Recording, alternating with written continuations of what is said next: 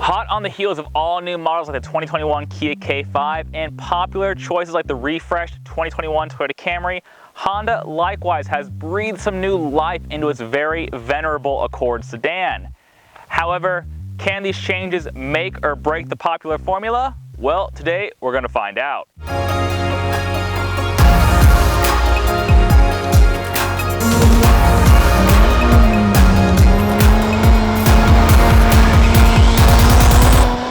Visually, the upgrades for 2021 are subtle at first glance. Honda says they've redesigned the front bumper to feature a wider, more prominent grille, though I suspect most people notice on this touring model these slick 19-inch wheels.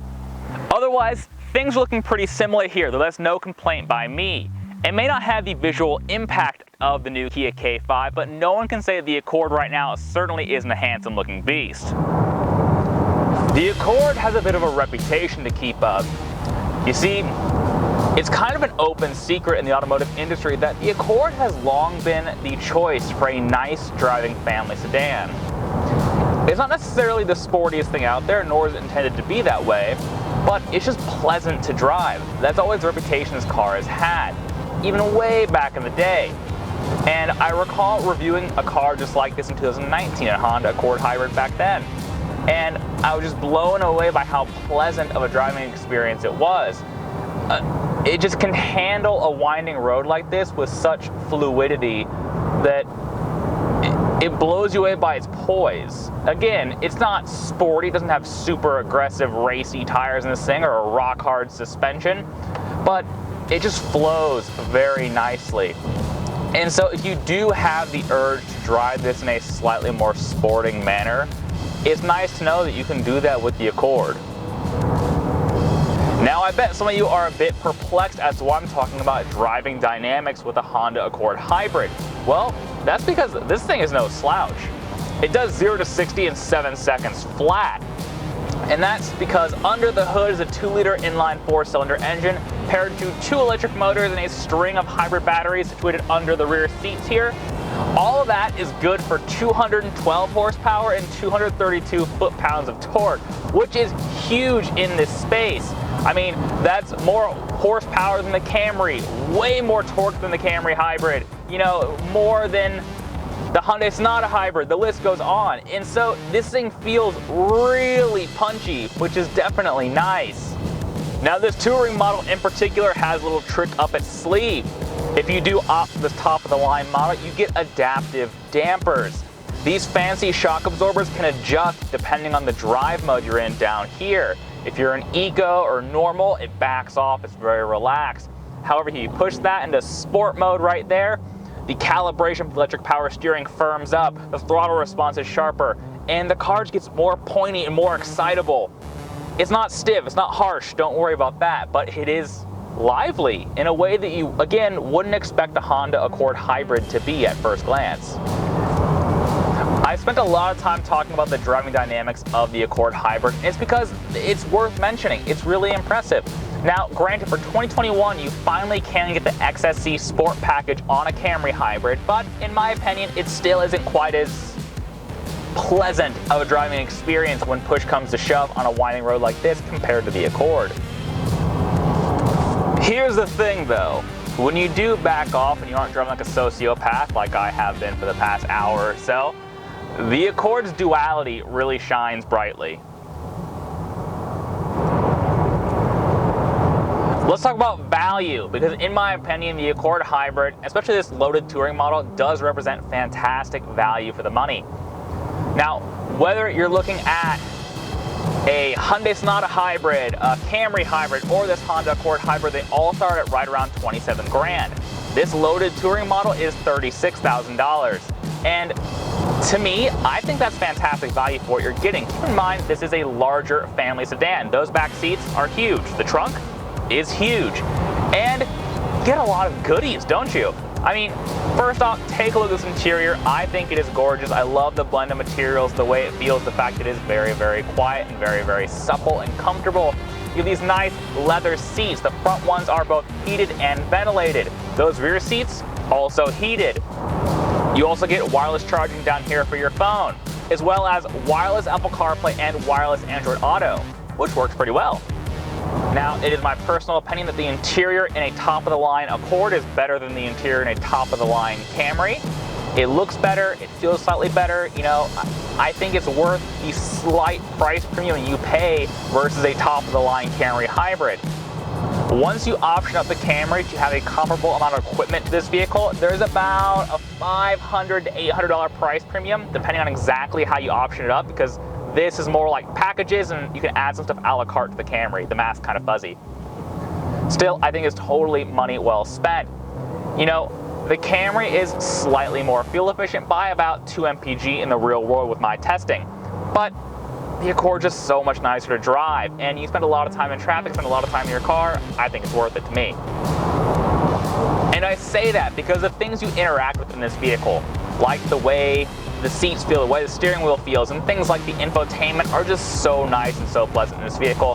Check out this 8-inch screen. It's right behind the camera. I'll cut to a nice clip of this. I love the way this system works. It's so nice and fluid and smooth, just like the rest of this car. Those are common words you're hearing quite a lot with the Accord Hybrid, is fluid. And it's true, this infotainment system, it's gorgeous. Frankly, it looks like an iPhone, and that's definitely a good thing. Now, I'm referencing the Camry Hybrid quite a lot because, well, one, it's the most direct competitor to a Honda Accord, come on, and two, I recently got to spend some time with the refreshed 21 Camry Hybrid in a very comparable spec to this car. I mean, again, the price points were about $500 off in the two cars. Very, very comparable. And it is my opinion that the Accord is the better buy, because the Camry doesn't have heated rear seats. It doesn't have charging ports like right here like this car does. And again, it just doesn't feel quite as insulated and supple going down the road. Now, it seems like I'm bringing up tech somewhat regularly in the Accord. That's because, well, it's important. You interact with this stuff every day when you're driving a car, especially in traffic. And speaking of handling traffic, for 2021, Honda has fitted the latest version of Honda Sensing to this vehicle. That is Honda's suite of active and passive safety technology, excuse me there. And the good thing is they've really focused on making the implementation of this safety tech better. Now, two big standout features that Honda has focused on, they tell me, is the lane keep assist system and the radar guided cruise control. After all, those things you will be using all the time. In previous Honda models, I have kind of poked fun at Honda Sensing for not being the smoothest system. So with the lane keep assist, in theory, if I let go of the steering wheel, it will make minor corrections to the steering wheel and keep you in the lane. However, in previous Honda vehicles, Sensing has tended to kind of ping pong the car around in the lane. It can see both the left and right hand lane markers quite well, but it did have trouble centering the vehicle. They said they've improved it for 21, and I believe them. It is better. It's not perfect. It's not full autonomous driving, nor should it be treated as such, but it's a better implementation. And same goes for the radar guided cruise control. This thing can handle low speed traffic around town and really dense stop and go traffic almost quite well. It doesn't have the same slingshot effect it had before, where it would slam on the brakes and smash the gas as it tried to regulate speed and follow the car in front of you. Again, it's better implemented. It just feels nicer. It's a better, smoother driving experience. Despite having more horsepower than its competition, on paper, the Accord Hybrid looks really competitive in the fuel economy segment too.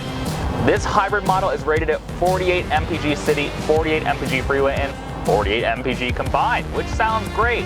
However, there's a huge asterisk there. This is a touring model, and it rolls on those beautiful 19-inch wheels I just talked about. Unfortunately, those big wheels and the slight weight penalty associated with this top-of-the-line loaded model actually do drop those fuel economy figures down to an EPA estimated 44 mpg city, 41 mpg freeway, and 43 mpg combined. So you have to ask yourself, what do you value? If you value sort of the luxury and amenities and the visual appeal of this touring model, then the trade-off in the fuel economy might be worth it. However, if you're like, well, I'm buying a hybrid, I want those MPGs, you should really check out the Accord Hybrid EXL, the one step below this one. Because in all honesty, you get 80 to 90% of the goodies in this car with a slightly lower price tag and the better fuel economy. Of course, whenever I do review a hybrid vehicle on this channel, I do track real-world fuel economy because those EPA estimates are not always the most accurate. I'm happy to say that after a week and 250 miles of driving the Accord Hybrid under my watch, driving it moderately, let's say, has averaged 40.2 miles to the gallon, which is within the EPA estimates and honestly commendable because I have been, you know, enjoying it on these winding roads. Of course, I'm not in these winding roads. I drive like a very civilized, normal human being, but, you know, you do burn some fuel up here. Now I have to admit something to you that I might lose a little bit of street cred for, but I was really enjoying hustling this thing through these winding, beautiful mountain roads. In fact, before the cameras turned on, I spent maybe 20 to 30 minutes going back and forth, back and forth, back and forth as hard as I possibly could, enjoying myself. And it's weird to talk about driver enjoyment with a Honda Accord hybrid. It feels so weird to say that, but it's true. This thing is very, very pleasant. It's not going to replace the Corvette or the Miata in your garage, that's for certain, but as an all-rounder, a car that can do sort of everything, you know, tackle the day-to-day commute, get great fuel economy, and be pleasant to drive, it's just a very enjoyable ride. At 36 grand as tested, I think the Accord represents excellent value. It's quick, it handles well, it drives nice, it's comfortable, it's quiet, it's fuel efficient, it's spacious. It really is all things to all people. And when I reviewed this vehicle back in 2019, I was very smitten with it. I was very impressed, again, with just how much value you got out of this car and how nice it was ultimately to drive. And for 2021, they came in and just tidied some things up. Honda sensing is better. The inclusion of the wireless CarPlay and wireless Android Auto is just a nicety. The slight updates to the exterior, I'll give those a pass as well. And it just seems like, well, why would you buy anything else?